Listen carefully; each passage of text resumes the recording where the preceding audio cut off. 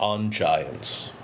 Mounds, Monsters, Myth and Man, or Why We Want to Be Small, by Brad Lockwood. Copyright 2010, Brad Lockwood, all rights reserved. Antiquarian Researches. Something was amiss. About the time Apoleon Cheney was receiving honors and awards for his work, he was also being forced to defend the same. In an article titled Antiquarian Researches, appearing in the magazine Art+Journal in 1863, written by, quote, Apoleon Cheney, LL.D., end quote, in his usual dreamy, poetic verse, expounding elaborate and eloquent theories on early civilizations, the Iroquois, and always forts and mounds, there is a moment of disruption, even defiance. What can best be described as a passionate defense of his prior publications, as well as measurements, follows verbatim.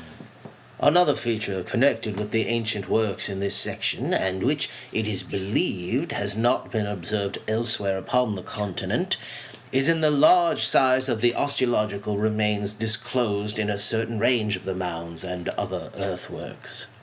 I have lately given the most rigid scrutiny to this subject, but it has only confirmed previous views.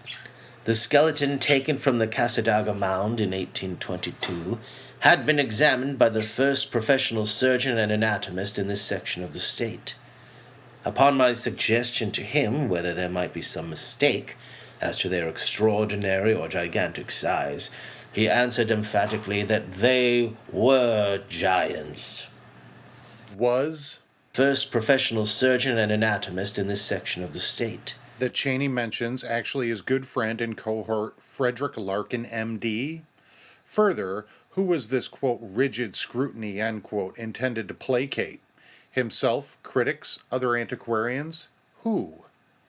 Illustrations of the ancient monuments in western New York was by now edited and reprinted, well read, and as a result, becoming a beacon for both believers and a lightning rod for critics. Only a few years after its release was Cheney's book now being questioned. Curiously, and maybe more importantly, why was Cheney suddenly depending on others, including others' professional credentials, when before he'd taken full credit for all discoveries, whether sketching, publishing, or sending quote-unquote official measurements of bones to Albany? Moreover and critically, the date of the excavation of the mound in Conowongo on Cassadaga Creek is given for the first time in this article, 1822, begging the question, how were either Cheney or Larkin even there? Was this all hearsay? Cheney's father didn't settle in the area until 1818, and Cheney himself wasn't even born until 1830, 8 years after Cheney himself states the excavation took place.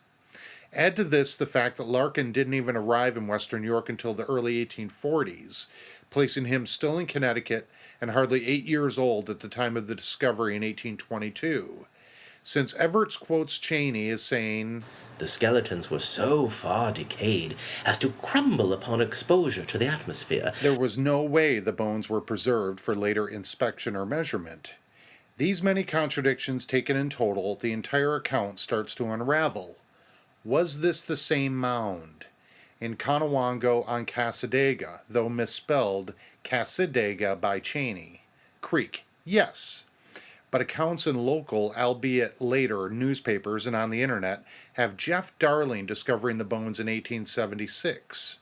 And Charles Huntington was clearly there too, though not for another 13 years after this article was published in Art+Journal in 1863. But Cheney still includes the site in his 1860 book of sketches with text. Was he merely sharing, spreading, secondhand stories?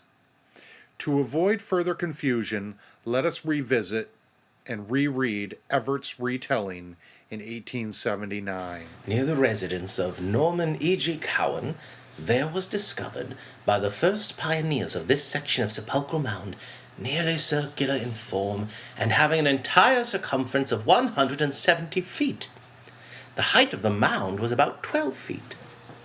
Mr. Cheney spoke of this work as, quote, having some appearance of being constructed with the ditch or vallum outside of the mound, as in the Druid barrows, but more accurately belongs to this class composed of several stages as the trocoli of the valley of Anahuac, unquote. Within the mound, there were discovered 9 human skeletons, which had been buried in a sitting posture and at regular intervals of space in the form of a circle and facing towards a common center. There was some slight appearance that a framework had enclosed the dead at the time of their interment. The skeletons were so far decayed as to crumble upon exposure to the atmosphere, but were all of very large size. Near the residence of Cowan?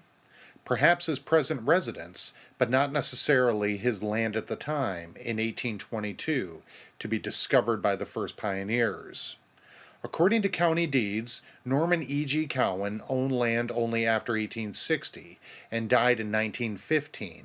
He couldn't have owned this particular land in 1822, Cheney's stated date of the excavation.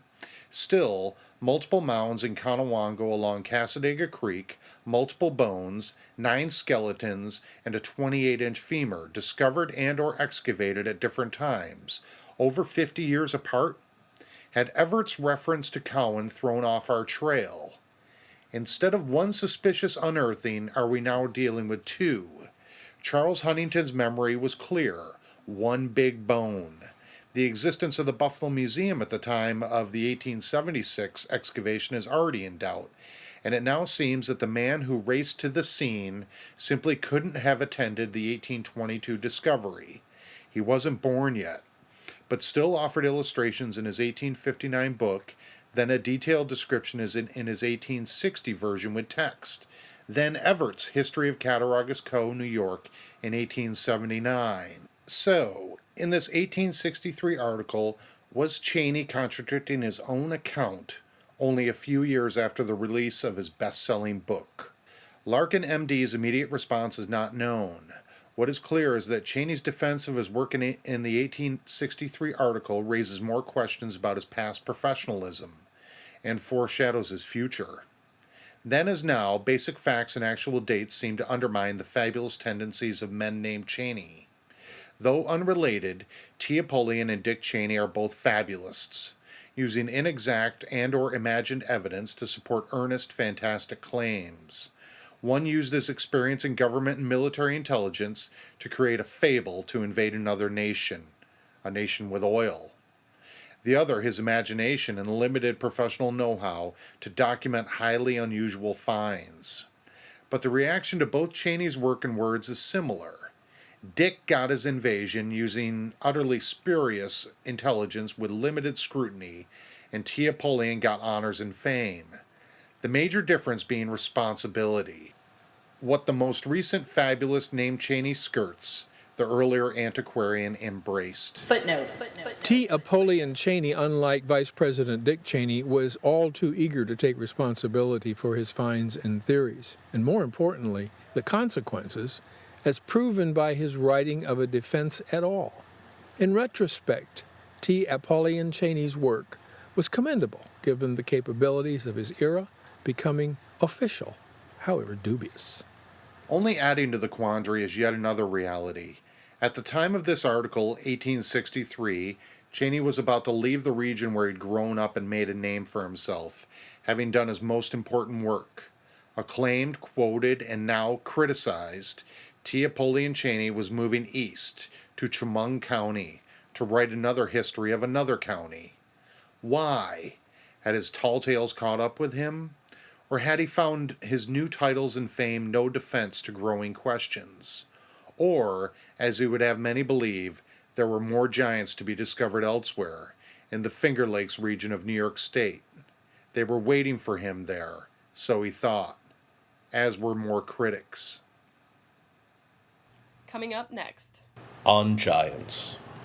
Adam was 123 feet 9 inches and Eve 118 feet 9 inches. These measurements were calculated by Matthew Henrion, a baron, French magistrate, historian, and journalist of the 19th century, based on giant bones being unearthed in Europe and America that were perplexing, startling, and inspiring the world. Evidently, we are descended from giants.